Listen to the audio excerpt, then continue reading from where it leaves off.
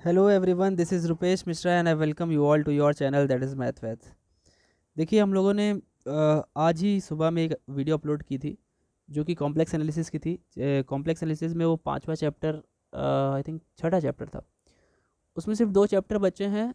Last एक residue वाला chapter बचा है और उसके बाद एक अपना series convergence of infinite series positive terms का एक चैप्टर बचा हुआ है। तो वो दोनों एक चैप्टर मैं कल उसको अपलोड करूँगा और एक चैप्टर बचेगा उसका। तो न्यूमेरिकल एनालिसिस में भी 4 तक पहुंच चुके थे हम लोग। लगभग 3 चैप्टर और हैं। तो उसका ये chapter solution of algebraic and transcendental equation हम लोग स्टार्ट कर रहे हैं। चैप्टर काफ़ी बड़ा है। इसमें 4 या 5 टाइप के मेथड्स हैं जो हमें करने हैं। तो हम लोग चलिए स्टार्ट करते हैं। कोशिश रहेगी कि 2 वीडियो में तो पूरा ये ख़त्म ही हो जाएगा हालांकि, लेकिन ज़्यादा से ज़्यादा कोशिश करेंगे इसको पढ़ने की। तो चलिए आगे बढ़ते हैं। देखिए, इस चैप्टर को स्टार्ट करने से पहले आपको कुछ प्री रिक्विजिट्स यानी प्री नॉलेज होनी चाहिए, जो कि बहुत ही पहले की नॉलेज है, आपको पता भी होगी, लेकिन फिर भी मैं वहीं से स्टार्ट कर रहा हूँ। तो सबसे पहली बात जो हमें पता होनी चाहिए वो क्या होनी चाहिए कि पॉलिनॉमियल क्या है। ठीक, पॉलिनॉमियल क्या होते हैं? तो देखिए, किसी एक ऐसा एक्सप्रेशन जिसमें आपके कई सारे कोफिशिएंट्स हों, कांस्टेंट टर्म हो, जैसे A0 A1 A2 A3। A0 के साथ x की कोई भी पावर ना हो, A1 के साथ x पावर 1 हो, A2 के साथ x पावर 2 हो, plus dot dot dot dot. अगर मान लेते हैं हम n डिग्री की हम पॉलिनॉमियल लिखने चाहें तो ये लिखेंगे। ठीक है, इसमें हमारे A0 A1 A2 ये सारे के सारे क्या हैं? सब के सब कोफिशिएंट्स हैं, कांस्टेंट्स हैं। और x वो वेरिएबल है जिसकी वजह से हम पॉलिनॉमियल इसे बोल पा रहे हैं। अब इसमें जितनी पावर होगी, जितनी इसकी सबसे बड़ी पावर होगी, उतने इसके रूट्स होंगे, ये तो सबको पता है। नंबर ऑफ रूट्स कितने होंगे इसमें? नंबर ऑफ रूट्स, अगर हम इसको इक्वल टू किसी फंक्शन के मान लें तो नंबर ऑफ रूट्स कितने होने चाहिए? n होंगे। कितने होंगे? n, क्योंकि इक्वल टू डिग्री, जितनी डिग्री होंगी उतने वैल्यूज होंगे। ठीक है, हम अगर इसको लेट कर लें, लेट कर लेते हैं, यही हमारा, इसी को हम equal to fn of x मान लेते हैं। अगर हम लेट कर लें तो ये अब क्या हो गया? पॉलिनॉमियल फंक्शन हो गया। वही सारी चीज़ें A0 A1 x A2 x square dot dot dot an x power n। ठीक है, this is called what? Now it is called polynomial function. भाई इक्वल टू में f ऑफ x या p ऑफ x लिख लोगे तो ये इसे इसका क्या नाम हो जाएगा? पॉलिनॉमियल फंक्शन हो जाएगा। ठीक, और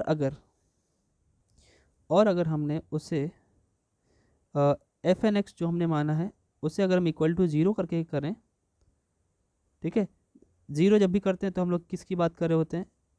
एक्स की वो वैल्यूज़ जिसकी वजह से वो इक्वल टू ज़ीरो हो जा रहा है। तो जब हम इक्वल टू ज़ीरो कर लेते हैं तो इसे पॉलिनॉमियल इक्वेशन बोल देते हैं। आपको पता है इक्वेशन वर्ड कब आता है? जब वो इक्वल टू ज़ीरो टाइप बन जाता है। ठीक है, क्लियर होगी बात? ठीक है, अब देखिए एक एग्जांपल लिख लेता हूँ इसका छोटा सा। एग्जाम्पल पे यही समझ लीजिए कि लिखा हुआ है 1 + 2x + x² is equal to 0। तो this is a simple polynomial equation. बहुत ही सिंपल तरीके की पॉलिनॉमियल इक्वेशन मैंने ले ली। ठीक है, तो ये तो हो गई हमारी पॉलिनॉमियल इक्वेशन। और आगे बढ़ें, इसके बाद जो हम लोग इस चैप्टर में एक और तरह की नई तरह की इक्वेशन का नाम सुनेंगे जिसे हम बोलेंगे ट्रांसेंडेंटल इक्वेशन। ट्रांसेंडेंटल,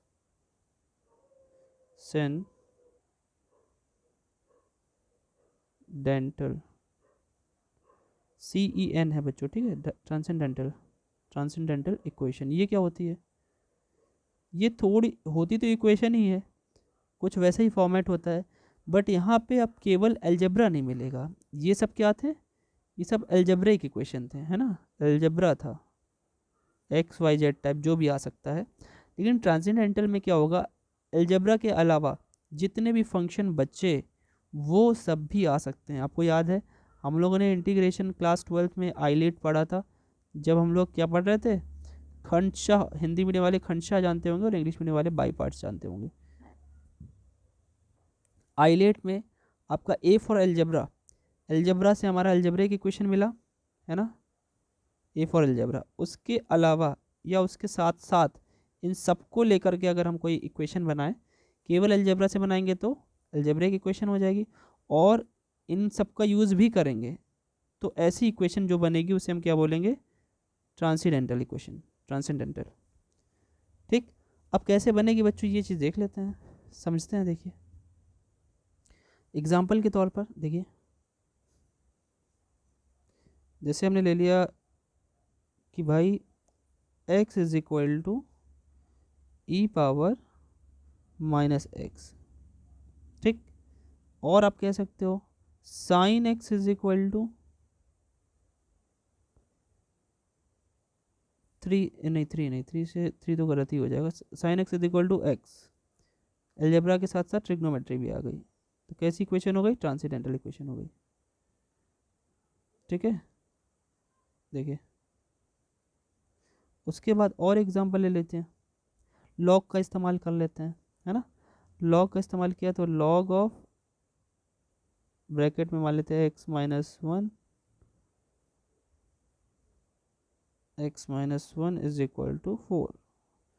तो इस तरीके की जितनी भी इक्वेशन होती हैं इन्हें क्या बोलते हैं, ट्रांसेंडेंटल इक्वेशंस।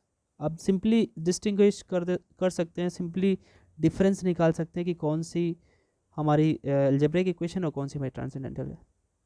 क्लियर बात, ठीक है। अब मेरी बात जरा ध्यान से समझिए, यहाँ पे करना क्या है।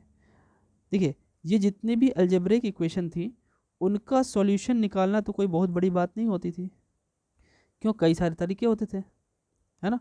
चलिए देखते हैं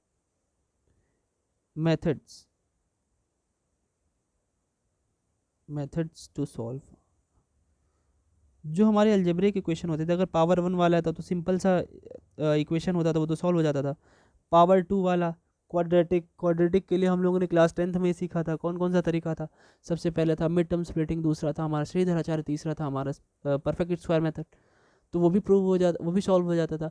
पावर 3 वाला क्यूब रूट वाला आ जाता था, तो क्यूब रूट में भी हम लोग फिर क्यूब रूट हो या सॉरी क्यूब रूट बोल रहा हूँ, क्यूब हो, पावर 4, पावर 3, 5, 6, 7, 8 कुछ भी हो, तो उसमें तो हम लोग लगा देते हैं SDM, सिंथेटिक डिवीजन मेथड। उससे भी हमारे जो ज़ीरोज़ होते हैं वो निकल जाते थे, रूट्स निकल जाते थे।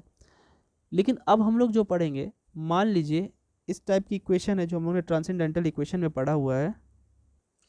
किसकी मैं बात कर रहा हूँ, देखिए जैसे अगर मैं कहूँ कि इसका रूट निकालिए, जो इक्वेशन हम लोगों ने ऊपर पढ़ी है इसका रूट निकालने की अगर बात करते हैं हम लोग इस वाले का, तो ये तो सिंपल वे में निकाला जा सकता है श्रीधराचार्य या किसी भी मेथड से।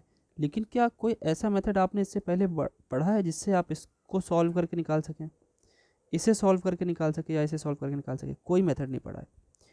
और ऐसे तो कोई मेथड आप अभी तक तो नहीं पढ़े हैं, तो ये पहला मेथड अब आप पढ़ने वाले हैं जो इस चैप्टर में पढ़ने वाले, solution of algebraic and transcendental equations. तो हम लोग जो मेथड अब सीखने वाले हैं उससे हमारा अलजेब्रा वाला भी सॉल्व हो जाएगा और हमारे ट्रांसेंडेंटल इक्वेशंस भी सॉल्व हो जाएंगे। अप्रॉक्सीमेट वैल्यू आती है इनमें, लगभग सही आंसर आता है, कई सारे आंसर सही भी आते हैं जिनमें पॉइंट की बात नहीं होती है या इरेशनलिटी की बात नहीं होती है, वहाँ पे आंसर एकदम पक्का आता है। लेकिन मैक्सिमम केसेस में अप्रॉक्स आंसर आते हैं।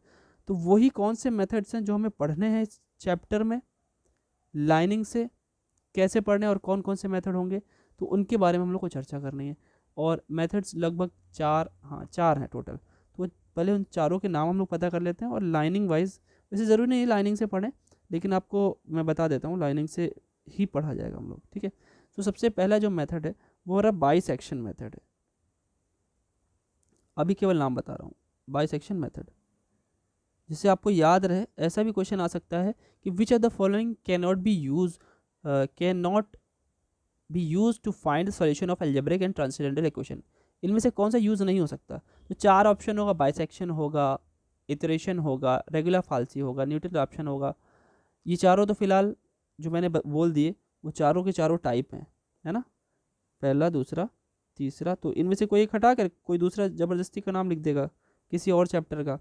तो पहला अपना बाइसेक्शन मेथड है, दूसरा इटरेशन मेथड है, ठीक है, तीसरा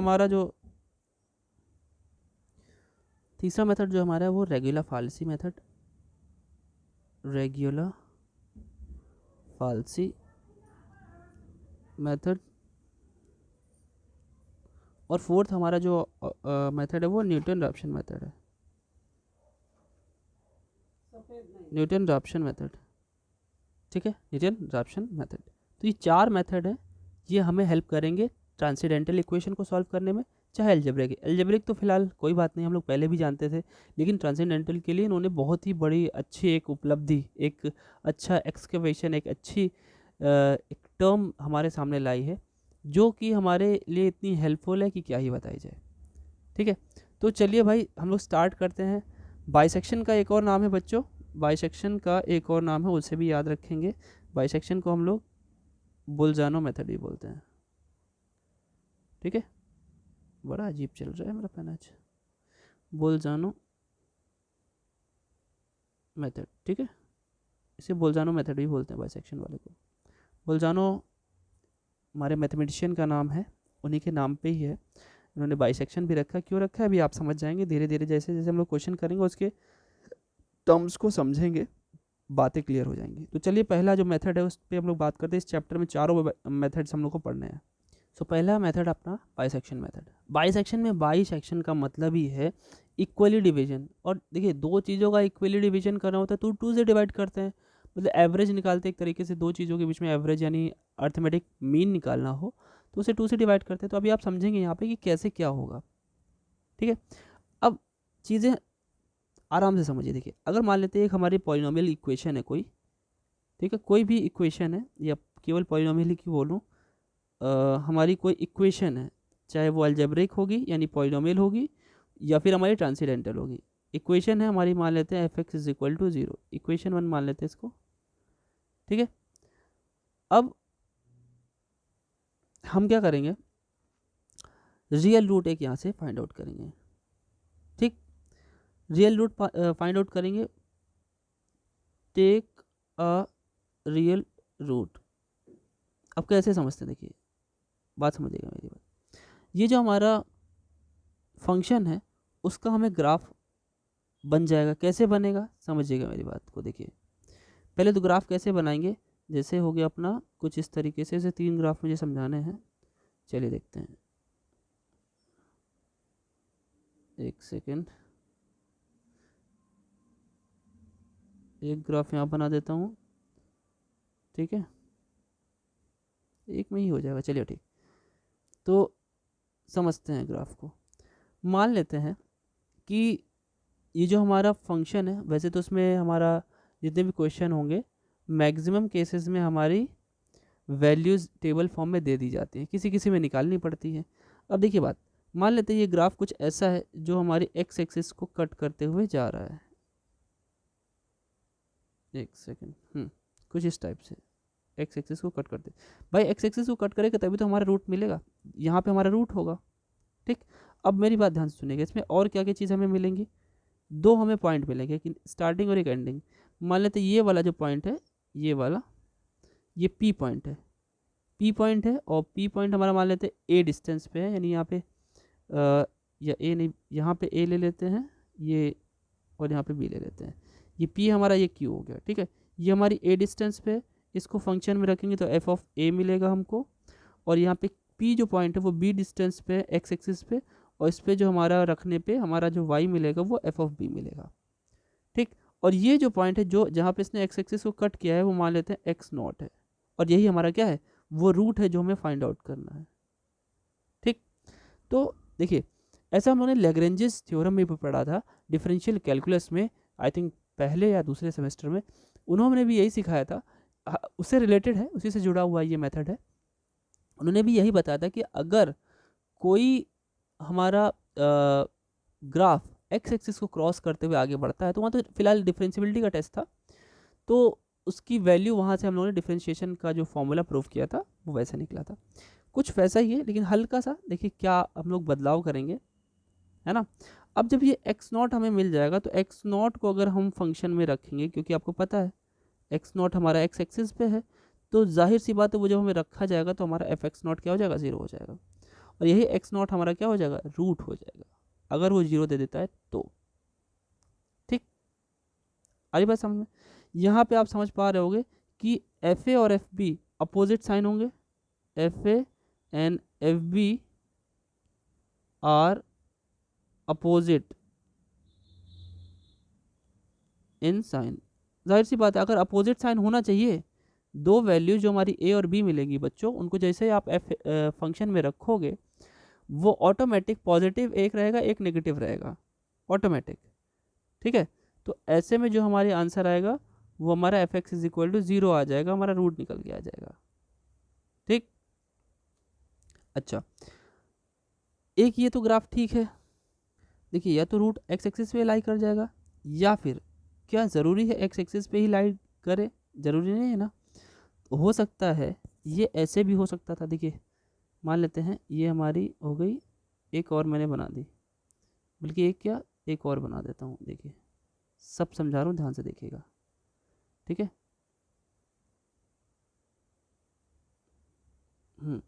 अगर कुछ ऐसा हो कि हमारा रूट इधर ना लाई करे, मतलब एक्स एक्सिस पे ना लाई करके उसके आगे या पीछे लाई कर जाए, जैसे मान लेते हैं ये हमारी क्यू, ये क्यू पॉइंट था ए कॉमा एफ ए, और ये पी पॉइंट है बी कॉमा एफ बी। अब हो सकता है रूट मेरा यहाँ लाई कर जाए, यहाँ पे भी तो लाई कर सकता है, तो एफ एक्स नॉट की वैल्यू 0 नहीं आएगी, फिर ग्रेटर देन 0 आ सकती है। ठीक है, और हो सकता है यहाँ पे भी लाई कर सकता था, मान लेते हैं यहाँ पे लाई कर गया, इधर ना लाई करके पी पॉइंट और क्यू पॉइंट के बीच में, लेकिन क्यू पॉइंट के पास में लाई कर जाए यहाँ पे, तो यहाँ एफ एक्स नॉट की वैल्यू लेस देन 0 भी आ सकती है। आ रही बात समझ में। तो इस पे भी लाई कर सकती है, एक्स एक्सिस पे भी, वाई एक्सिस पे भी, सॉरी एक्स एक्सिस पे भी लाई कर सकती है, पॉजिटिव भी दे सकती है वैल्यू और नेगेटिव भी दे सकती है, मतलब एफ एक्स की वैल्यू 0 भी आ सकती है, ग्रेटर देन भी आ सकती है एफ एक्स नॉट की, और लेस देन भी आ सकती है। ठीक, अब देखिए आगे की प्रोसेसिंग क्या करनी है। अब मैंने जैसा कि बोला कि भाई अगर ए और बी यहाँ पे है, देखिए ए यहाँ पे हो गया और बी यहाँ पे हो गया, मान लेते हैं थोड़ी देर के लिए इन दोनों के बीच की वैल्यू हमारी एक्स नॉट है, तो उसे हम लोग क्या कहते हैं, जो हम लोग मान रहे हैं ना, मानने वाली चीज़ों को हम लोग अप्रोक्सीमेट वैल्यू बोलते हैं ज़्यादातर। ठीक है, तो हम क्या लिखेंगे इसके बाद, देखिए हम लिखेंगे फर्स्ट अप्रोक्सीमेशन, जो हमारा एक्स नॉट निकलेगा, फर्स्ट अप्रोक्सीमेशन या first approximate value, approximate value. अभी थोड़ा सा कॉन्सेप्ट बता रहा हूँ, उसका जब क्वेश्चन कराऊंगा तो आपको एग्जैक्टली पूरा क्लियर हो जाएगी कि मैं कहना क्या चाहता हूँ। ठीक है, वैल्यू ऑफ, जो फर्स्ट अप्रोक्सीमेट वैल्यू होगी किसकी, एक्स नॉट की, एक्स नॉट की अप्रोक्सीमेट वैल्यू क्या है, ए और बी को ऐड करिए और उसमें 2 से डिवाइड, एक तरीके से ये मीन है दो वैल्यू का, है ना, मीन वैल्यू है ये। ठीक, अब यहाँ पे जैसे ही हमने तीन वो बनाए थे 3 ग्राफ, वहाँ से यहाँ से 3 केसेस भी बनते हैं, कैसे 3 केसेस, कौन कौन से, तीनों के तीनों केसेस समझ लेते हैं, जिससे कि तीनों ग्राफ में किसी भी टाइप का कोई क्वेश्चन बनेगा तो हम लोग तीनों कर पाएंगे। 3 केसेस, कौन से 3 केसेस हैं, देखिए सबसे पहला केस क्या है,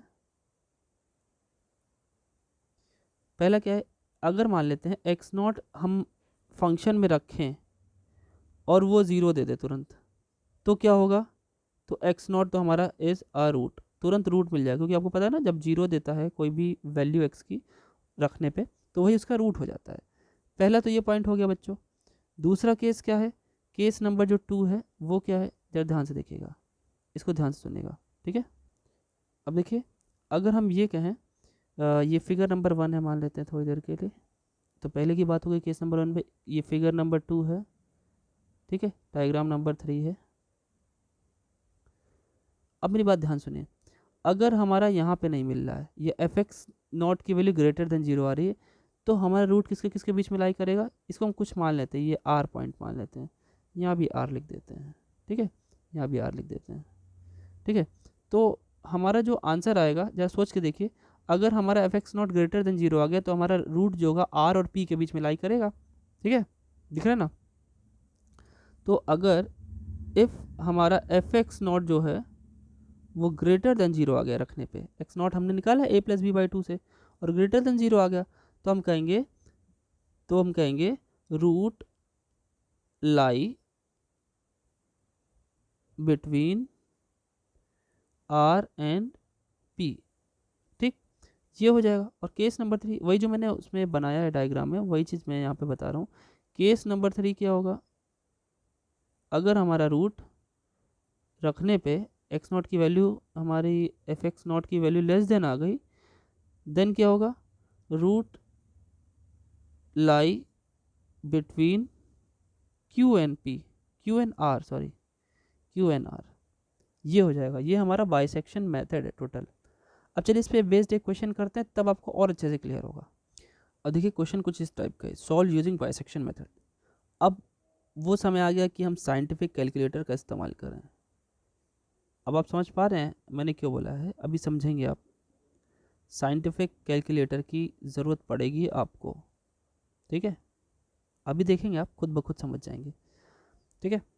चलिए देखिए, पहले तो ये तो अलजेब्रा की क्वेश्चन, क्या एसडीएम से सॉल्व हो सकता था, सिंथेटिक डिवीजन मेथड से सॉल्व हो सकता था? शायद ना हो पाए, क्योंकि सिंथेटिक डिवीजन मेथड में जो हम लोग रूट सोचते हैं वो रूट पूरे पूरे होते हैं, 1 2 3 4 -1 -2 -3, है ना। लेकिन क्या रूट्स पॉइंट में नहीं हो सकते? हो सकते हैं। तो वैसे में तो वो हमारी हेल्प नहीं कर पाएगा, तो हेल्पलेस हो जाएगा। तो फिर हमें कौन सा मेथड इस्तेमाल करना पड़ेगा? न्यूमेरिकल एनालिसिस के मेथड्स, बाइसेक्शन, न्यूटन रैप्शन, रेगुलर फाल्सी, या फिर इटरेशन मेथड। तो अभी ये वैसे इस टाइप से क्वेश्चन जो डिस्क्रिप्टिव आता है बच्चों, वो बड़ा ही होता है, मतलब 2-2 पेज में चला जाता है, 3-3 पेज में चला जाता है। लेकिन ये बताना इसलिए बहुत ज़रूरी है, बहुत ज़्यादा क्वेश्चन नहीं बताऊंगा मैं, ठीक है, हर टाइप के क्वेश्चन बता दूंगा, जिससे आपका बस एक एक अच्छी नॉलेज हो जाए, एग्जामिनेशन में आए तो आप ये हवा हवा ही ना रहे, ठीक है। तो चलिए देखते हैं बाइसेक्शन मेथड कैसे करना है। देखिए बाइसेक्शन में सबसे पहले क्या बात बताई थी, सबसे पहली जो बात बताई थी मैंने, take real root, take 2 real root ऐसे लेने हैं जिससे कि एक पॉजिटिव हो जाए, एक की वैल्यू पॉजिटिव आ जाए, मतलब अपने मन से भी लेना हो सकता है, वो बता भी सकते हैं, एक नेगेटिव आ जाए। और पॉजिटिव और नेगेटिव लेकिन सबसे पास में लो, जितना पास हो सके, है ना। मेरा कहने का मतलब अभी आप समझ जाएंगे। देखिए कैसे, सबसे पास में अगर हम 0 1 -1 +2 -2 ऐसे सोचेंगे तो अच्छा रहेगा। तो पहले सबसे पहले आप ये सोचो, अगर इसको लेट कर लें हम थोड़ी देर के लिए, लेट एफ एक्स कर लेते हैं, ध्यान से सुनेगा, 8x³ -2x -1, ठीक। हम थोड़ी देर के लिए 0 सेलेक्ट कर लेते हैं, 1 सेलेक्ट कर लेते हैं, -1 सेलेक्ट कर लेते हैं। देखिए देखिए कौन पास में है, कौन सी 2 वैल्यू पे एक पॉजिटिव एक नेगेटिव दे देता है। सबसे पहले हम एक 0 पे चेक करते हैं, तो 0 पे मिल रहा है भाई, देखो 8 टाइम्स 0³ यानी 0, 2 टाइम्स 0 यानी 0 -1, है ना। तो अगर आप देखें सॉल्व करें तो एक -1 तो मिल गया, लेस देन 0, एक नेगेटिव रूट तो मिल गया। चलो एक बार ये F1 रखते हैं, हो सकता है इस पर भी नेगेटिव मिले, तो इसको फिर 0 वाले को छोड़ना पड़ेगा, फिर 1 को ले लेंगे, फिर एक नेगेटिव एक पॉजिटिव आसपास में, ठीक है।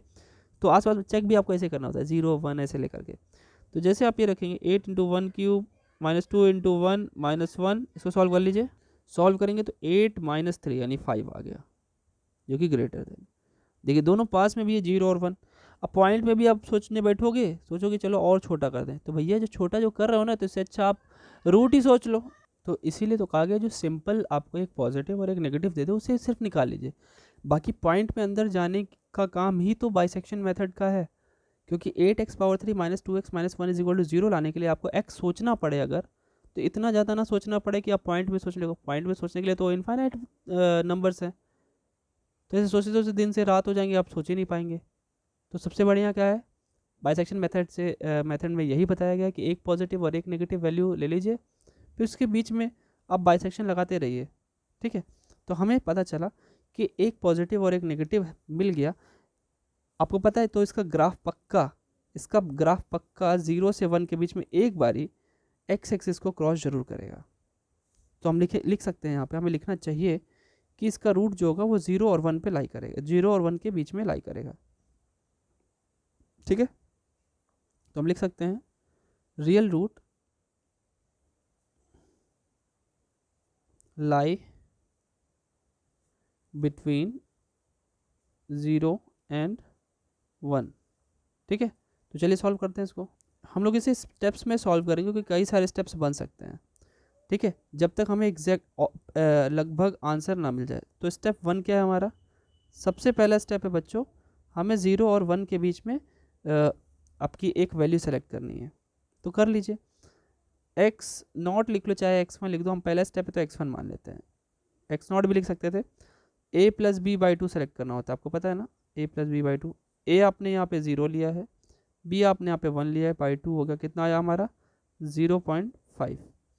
अब 0.5 वैल्यू रख के आपको चेक भी करनी है, एफ ऑफ 0.5 कितना आएगा।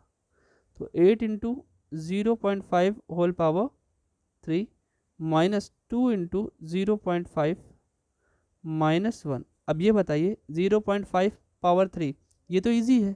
आप कहोगे सर इजी है, इसके लिए एक साइंटिफिक कैलकुलेटर का क्यों इस्तेमाल करें? कोई बात नहीं, अभी आपसे मैं खुद पूछूंगा, आप खुद ब खुद कहोगे ये कैसे करेंगे। 2 टाइम्स इतना कर लिया आपने, तो ये हो गया 1.0 माइनस 1, सॉल्व कर लेंगे पूरा मल्टीप्लाई करके, तो ये टोटल -1 आ रहा है। -1 की वैल्यू तो भाई 0 तो आई नहीं, अगर ये 0 आ जाती तो हमारा यही एक रूट हो जाता 0.5, तो आई तो नहीं, है ना। अब मेरी बात ध्यान सुनिएगा, क्योंकि ये लेस देन 0 है ना। और आपका ये बताइए लेस देन 0 किस पे आया था? लेस देन 0 जीरो पे ही लेस देन आया था, है ना। देखिए 0 जब आपने रखा था तो हमारा जो नेगेटिव आया था, तो वो भी फिलहाल नेगेटिव आया था, और ये भी क्या है, नेगेटिव ही आया, मतलब 0.5 पे भी नेगेटिव है। मेरी बात ध्यान से समझिएगा, एक सेकेंड मैं आपको समझाता हूँ। ठीक है, देखिए क्या हुआ, आगे कैसे बढ़ना है, स्टेप 2 कैसे जाएंगे, देखिए मेरी बात ध्यान सुनिएगा। 0 जब आपने किया तो लेस देन आया, आपने 0.5 किया तो भी लेस देन आया, जैसे आप 1 पे गए ग्रेटर देन आ गया। तो पहले आपने सोचा था कि इन दोनों के बीच में रूट लाई करेगा, फिर देखिए थोड़ा और आगे बढ़े, 0.5 जैसे ही मिला वहाँ पे भी लेस देन आ रहा है, यहाँ भी लेस देन, यहाँ भी लेस देन, तो हम और क्लोज पहुँच गए, तो ये इसको हटा देंगे। अब हम इसके दोनों के बीच में बात करेंगे। स्टेप 2 हमारा किसके बीच में होगा? इन दोनों के बीच में। तो हमारा ए ये हो जाएगा, ये ए हो जाएगा, ये बी हो जाएगा, फिर इसके बीच में भी आधा करेंगे। तो मेरी बात समझिए, ठीक है, जो जिसके हम करीब जाते जाएंगे उतना ही हमारा परफेक्ट आंसर देता जाएगा। ठीक, तो स्टेप 2 देखिए, यही स्टेप 2 स्टार्ट करते हैं। स्टेप यहाँ पे लिख देना चाहिए पहले मुझे, क्या, real root lie between 0.5 and 1। जो काम 0 कर रहा था, नेगेटिव दे रहा था, वही काम 0.5 कर रहा है, तो थोड़ा सा हम और आगे बढ़ गए, हम और अप्रॉक्सीमेट वैल्यू की तरफ बढ़ गए। ठीक है, चलिए आगे बढ़ते हैं स्टेप 2 पे। तो स्टेप 2 क्या रहेगा बच्चों? स्टेप 2 में अब हमारा जो नया रूट निकालेंगे हम, वो x2 लिख देते हैं, चलो, क्योंकि x1 तो एक बार यूज़ कर चुके। a प्लस बी बाई 2, अब यहाँ पे a और b क्या होगा? a हमारा 0.5 होगा क्योंकि वो भी नेगेटिव दे रहा था, 0 भी नेगेटिव दे रहा था, b हमारा 1 ही है, तो ये बाई 2 हो गया, इज इक्वल टू ये 1.5 बाई 2 हो गया, यानी 1.5 बाई 2 यानी 0.75। डायरेक्टली सॉल्व कर दे रहा हूँ मैं, क्योंकि अब इतना आप डायरेक्ट कर सकते हैं। अब आप इसको रख के देखेंगे, एफ ऑफ 0.75, ठीक है, 0.5 को सॉल्व करना इजी था। अब आप जब इसको सॉल्व करेंगे तो अब आपको समझ में आएगा, 0.75 होल पावर 3 माइनस 2 टाइम्स 0.75, ठीक है, और -1। इसको सॉल्व करेंगे आप, कितना टाइम लेंगे आप? कम से कम डिस्क्रिप्टिव वाले में से भी अच्छा खासा टाइम ले लेंगे अगर हाथ से सॉल्व कर रहे हैं, तो जाहिर सी बात आपके पास कैलकुलेटर होना चाहिए। तो मैं सॉल्व करके आपके सामने रख रहा हूँ। साइंटिफिक कैलकुलेटर आप लोग ज़रूर ले लीजिएगा, एक बारी ज़रूर कॉलेज में अपने टीचर से पूछ लीजिएगा, अगर वो बोलेंगे नहीं क्या ज़रूरत है, तो उनके सामने ये वाला क्वेश्चन ले जाके रख दीजिए कि सर इसको सॉल्व करके बता दीजिए, ठीक है। और वो तब वो उनको बोलना पड़ेगा कि ये कैसे होगा, तब तो वो बताएंगे ही। अब ये नहीं, ये तो मान लो फिर भी मल्टीप्लिकेशन है, इसको तो फिर भी किया जा सकता है। अभी जब लॉग और ये सब वाले क्वेश्चन मिलेंगे ना, तो वो ले जाके आप सामने रख दीजिएगा कि सर लॉग ऑफ 0.332571 की वैल्यू क्या होगी, बता दीजिए कैलकुलेशन करके। तो कैलकुलेशन करने का कोई तरीका ही नहीं है, उसमें तो आपको ज़रूरत पड़ेगी लॉग टेबल की, तो लॉग टेबल हो सकता है ना मिले एग्जामिनेशन में, तो आपके पास साइंटिफिक कैलकुलेटर होगा। सिंपल कैलकुलेटर में वो सारे कैलकुलेशंस नहीं किए जा सकते, तो साइंटिफिक वाले में लॉग चाहे कुछ भी हो या इंटीग्रेशन कुछ भी हो, सबकी वैल्यू वो निकाल के आपको फटाक से दे देता है, ठीक है, अप्रॉक्सीमेशन के साथ। तो देखिए ये कितना आ रहा है 0.875, ये वैल्यू आ रही है पॉजिटिव, है ना। अच्छा ये पॉजिटिव तो आ रही है बच्चों। अब देखिए पिछला जो आंसर आया था वो -1 आया था, माइनस हटा के सोचे तो ये 1 आया है, हमें 0 लेके जाना है क्योंकि हमें रूट निकाला तो 0 आना चाहिए। उसके मुकाबले ये फिर भी उससे छोटी वैल्यू आई है 0.875, फिर भी उससे छोटी वैल्यू आई है।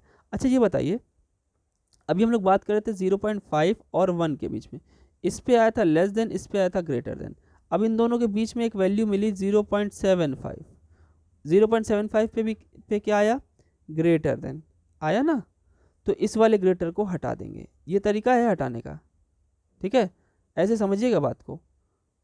ये मैं इसको बॉक्स बना के लिख भी दे रहा हूँ, या बॉक्स बना दे रहा हूँ जिससे कि आपको याद रहे कि मैंने क्या किया है, ये वाला हट जाएगा। अब हमारी बात क्या होगी, यानी हमारा अब रियल रूट क्या किसके बीच में फॉल करेगा, real root lie between 0.5 and 0.75, जो बड़ी वाली वैल्यू होती है उसे हटाते चले जाते हैं, या जो सेम कॉपी होता है उसे हटाते चले जाते हैं। अब स्टेप 3 पे हम आ जाएंगे, ठीक है, चलिए देखिए। तो स्टेप 3 क्या होगा बच्चों, स्टेप 3 देखिए, स्टेप 3 क्या है, यहाँ फिर से एक्स सेलेक्ट कीजिए। कैसे एक्स सेलेक्ट होगा, x is equal to 0.5 plus 0.75 divided by 2, solve कर लीजिए, दोनों को ऐड कर लीजिए, फिर 2 से डिवाइड भी कर लीजिए, है ना। तो मैं लिख दे रहा हूँ 0.625, I have scientific calculator, that's why I am giving you the faster result, ठीक है। मैं सॉल्व नहीं कर रहा हूँ, मैं उसकी मदद से ही कर रहा हूँ आपके सामने, ठीक है। तो आपको करना ही पड़ेगा, वो इनएविटेबल है, उसे यूज़ करना ही पड़ेगा, अनिवार्य है बच्चों। तो आप रखिए 0.625 इज इक्वल टू, रखिए भैया 8 टाइम्स 0.625 होल पावर 3। अब कैसे होगा बताइए, इतना खतरनाक कैलकुलेशन है, और आप इसके पॉइंट्स को कम भी नहीं करिएगा, नहीं तो आंसर और भी ज़्यादा एरर के साथ आएगा। -2 टाइम्स 0.625 और -1।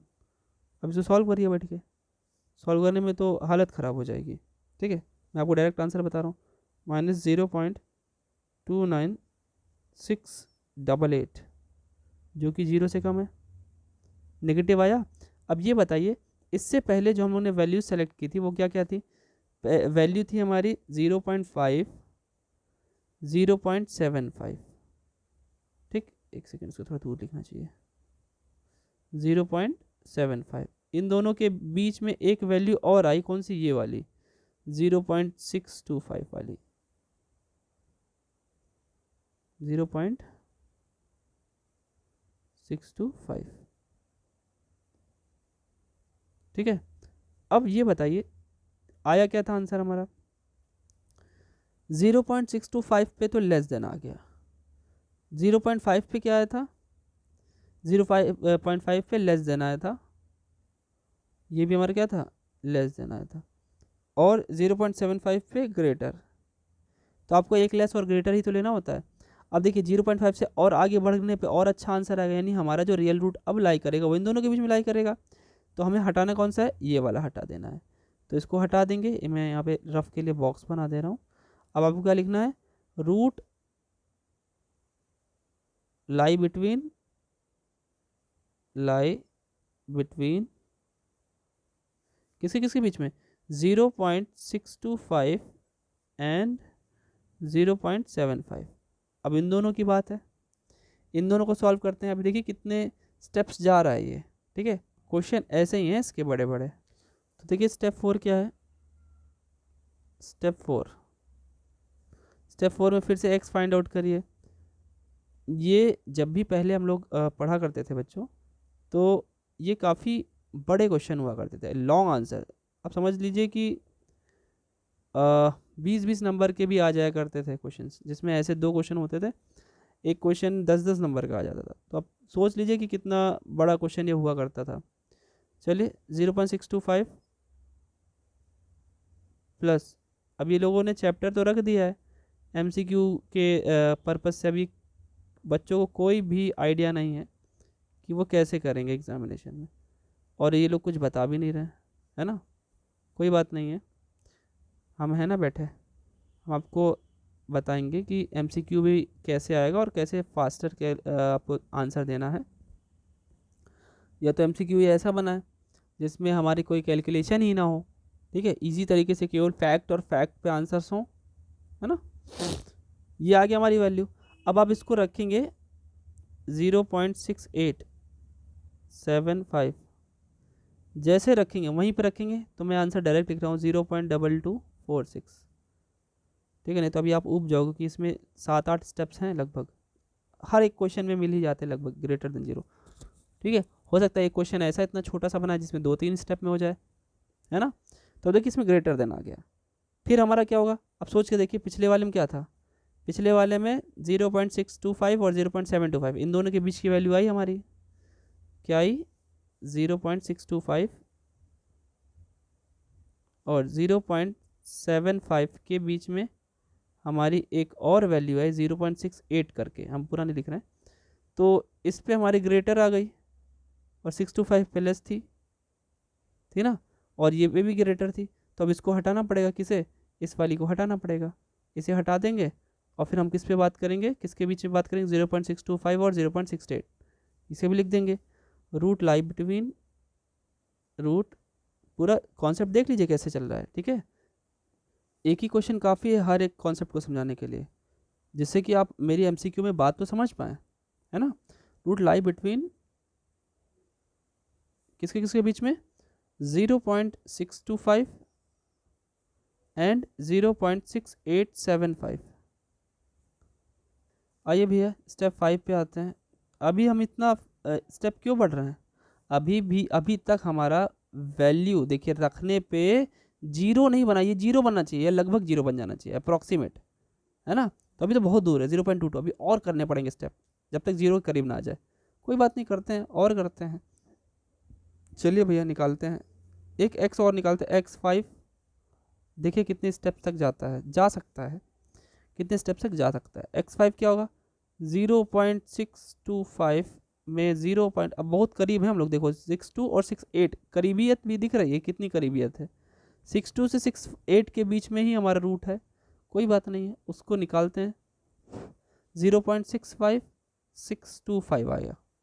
अब इसको आप फंक्शन के अंदर रखेंगे 0.65625, तो सॉल्व करने के बाद यू विल गेट व्हाट, -0.0515। अब देखिए जीरो के करीब, अगर फर्स्ट अप्रॉक्सीमेशन यही ले लें तो यही हमारा आंसर, लगभग यही आंसर आ जाएगा, लेकिन फर्स्ट अप्रॉक्सीमेशन नहीं, हम लोग पढ़ ही रहे हैं न्यूमेरिकल एनालिसिस, तो अप्रॉक्सीमेट वैल्यू, बहुत अप्रॉक्सीमेट वैल्यू तक जाना पड़ जा सकता है हमको। ये देखिए ये नेगेटिव आ गया बच्चों, तो पिछली बार क्या था, पिछली बार नेगेटिव 0.625 पे आया था यहाँ पे, ठीक है, और हमारा पॉजिटिव इस पे आया था। तो अब इसके बीच में वैल्यू ले ली, वो नेगेटिव दे रहा है, तो अब उसके और इसके बीच में होगा 0.68 तक, ठीक। तो अब हमारा क्या आंसर आएगा समझिए, अब हमें क्या लिखना चाहिए, 0.625, ठीक, 0.687 वाला, और उसके बीच में हमारी वैल्यू है 0.656, पूरा नहीं लिख रहा हूँ, 2-3 स्टेप ही लिख रहा हूँ। तो अभी क्या आया था इससे पहले, ये आया था हमारा लेस, ये आया हमारा, एक सेकंड, ये लेस नहीं आया था, ग्रेटर आया था क्या, 625 लेस आया था, ठीक है, हाँ। और ये आया था हमारा 668 वाला क्या था, ग्रेटर था, 68 वाला ग्रेटर था, और ये क्या 65, ये हमारा लेस आ गया। अब देख लीजिए, तो अब हमें किस किस के बीच में बात करनी पड़ेगी, इसके और इसके बीच में, ठीक। तो ये तो ख़त्म हो गया फिर, ठीक है, ये तो रफ हमारा वर्क हो गया। तो हमें क्या लिखना चाहिए फिर, रूट्स लाई बिटवीन 0.65625 एंड 0.6875, ठीक। अब इन दोनों के बीच में बात होगी, तो स्टेप नंबर 6 की बात हो गई, क्योंकि ठीक है जीरो करीब आ रहा है, लेकिन और थोड़ा अप्रॉक्सीमेट लेते और अच्छा आंसर आएगा। ठीक है। स्टेप सिक्स में हमारा क्या निकला, मान लेते हैं x6 निकालते हैं। x6 क्या निकलेगा, 0.65625 प्लस 0.6875 डिवाइडेड बाई 2। डिवाइड करिए, क्या आया, 0.671875। अब ये फटाफट वैल्यू आ रही है आपके सामने, ऐसे नहीं आ रही है, साइंटिफिक कैलकुलेटर की मदद से आ रही है। f ऑफ 0.671875 जैसे आप पुट करेंगे तो ये क्या देगा, 0.0826, जो कि 0 से बड़ा है। ठीक है, तो देखिए ये भी वैल्यू ग्रेटर देन आ गई। ठीक, अभी ग्रेटर आ गई, तो इससे पहले ग्रेटर किस पे आई थी, इससे पहले ग्रेटर आई थी 0.687 पे, और लेस आई थी 0.656 पे। तो ठीक है, तो हमारी आई थी 0.656 वाले पे, और 0.68 पे ग्रेटर थी। इसके बीच में हमारी वैल्यू मिली 0.67, इस पे हमको ग्रेटर मिल गई, ये भी ग्रेटर थी, ये लेस थी। तो अब बात किस पे होगी, इन दोनों पे बात होगी, तो ख़त्म ये वाला हो जाएगा, ये ख़त्म हो गया। तो हमारा रियल रूट किसके बीच में लाई करना चाहिए, रियल रूट लाई बिटवीन, अब देखिए ज़्यादा नहीं लिखूंगा, लाई बिटवीन लिख दे रहा हूँ। ठीक है, लाई बिटवीन किसके किसके बीच में, इन दोनों के बीच में, 0.0.65625 एंड 0.671875 पूरा लिख देते हैं इनके बीच में। अभी भी ठीक है, अभी भी करीब हो रहा है। आगे बढ़ते हैं, एक दो स्टेप और देखते हैं। जब या तो ये ज़ीरो ही हो जाए या लगातार दो स्टेप की वैल्यू लगभग सेम हो जाए, तो वहीं पे हमारा आंसर हो जाएगा। तो चलिए और दिखाता हूँ अभी आपको। स्टेप 7 देखिए, स्टेप 7 और 8 में आंसर आ जाएगा, लगभग जितना सोचा था उतना ही होगा। तो x7 क्या होगा बच्चों, दोनों को ऐड करिए और 2 से डिवाइड कर दीजिए। 0.65625 प्लस 0.671875 डिवाइडेड बाई 2 कितना आएगा, निकाल लीजिए भाई, 0.6640625। अब इसका फंक्शनल वैल्यू निकालिए, 0.6640625, ये आ रहा है आपका इज इक्वल टू 0. लगभग 145। ठीक है, ग्रेटर देन 0 आ गया। ठीक है, यहाँ पे 0 आया था पिछली बार, यहाँ पे आपकी 1 आ गया, एक्स्ट्रा आ गया।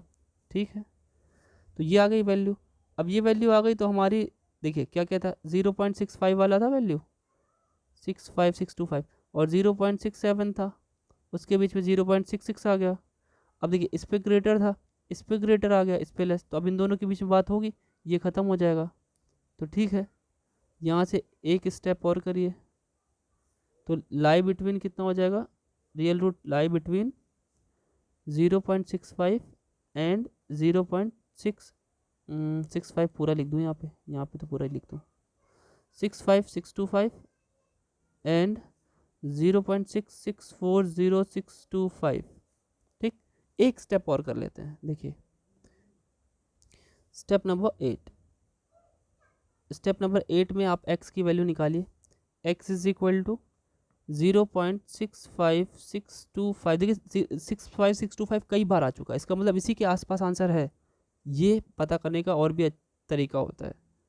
625, अभी आपको इसमें एक दो तीन चीज़ सीखने को मिलेगी, पूरा मैं बता लूँ उसके बाद। बाई 2 किया आपने, कितना आया, ये आएगा आपका लगभग, तो देखिए इसकी वैल्यू इतनी आ रही है, और भी खतरनाक शुरू हो गई आने। तो ठीक है, फंक्शनल वैल्यू निकालिए, 0.660155625 इज इक्वल टू, ये जब आप निकालेंगे तो ये लगभग आएगा -0.018, जो कि देखिए ज़रा, ये पहला अप्रॉक्सीमेशन आ गया। अब आप S9 भी निकालेंगे ना, तो भी यही लगभग आएगा। ठीक है, मैं बता रहा हूँ एक चीज़ और, देखिए ये ऐसा कुछ 0.0 करके कुछ आया था यहाँ पे भी, देखिए ये भी आया था ना, तो ये भी देखिए बहुत ज़्यादा दूर नहीं है, 0.67 है ये, 6718, और यहाँ पे क्या आया 0.660, बहुत पास में है। देखिए कितना पास में, 0.01 का फ़र्क है बस। तो ये आंसर वहाँ भी सही हो सकता था, लेकिन अप्रॉक्सीमेट, ठीक है, अप्रॉक्सीमेट वैल्यू। तो हम कह सकते हैं हेयर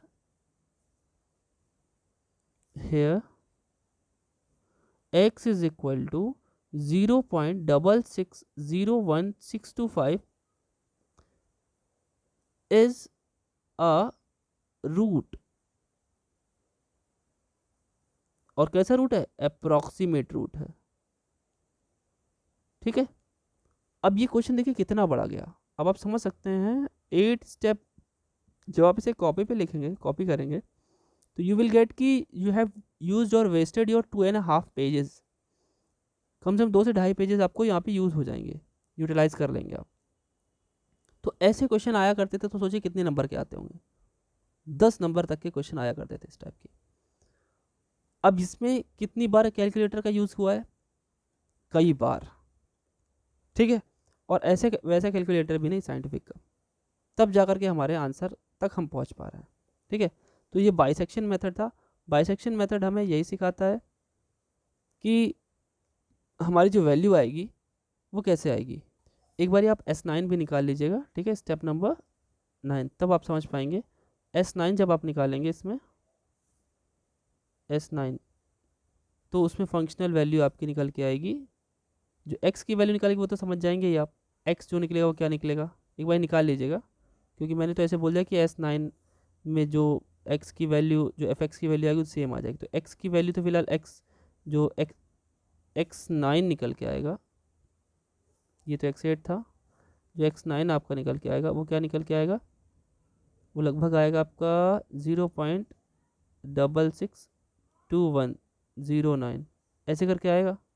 और आप फंक्शनल वैल्यू से निकालेंगे, फंक्शनल वैल्यू रखेंगे x9 की, तो वो लगभग आएगा आपका 0.664 कम, लगभग 664, एक सेकेंड, 664 नहीं आएगा, आएगी वैल्यू लगभग 0.018 के आसपास ही आएगी, लेस देन में ही। तो ये हम लोग जब x8 और x9 को देखेंगे तो x8 और x9 एक जैसे दिखेंगे, इस वजह से x8 और x9 ही हमारी वैल्यू सेम हो जाएगी, x8 और x9 सेम होगा। हालांकि ये तो डिस्क्रिप्टिव वे है इसको करने का, शॉर्ट तरीका बताने से पहले लॉन्ग इसलिए बताना ज़रूरी था क्योंकि आपको आगे जो शॉर्ट ट्रिक बताई जाएगी वो इसी के बेसिस पे समझ में आएगी।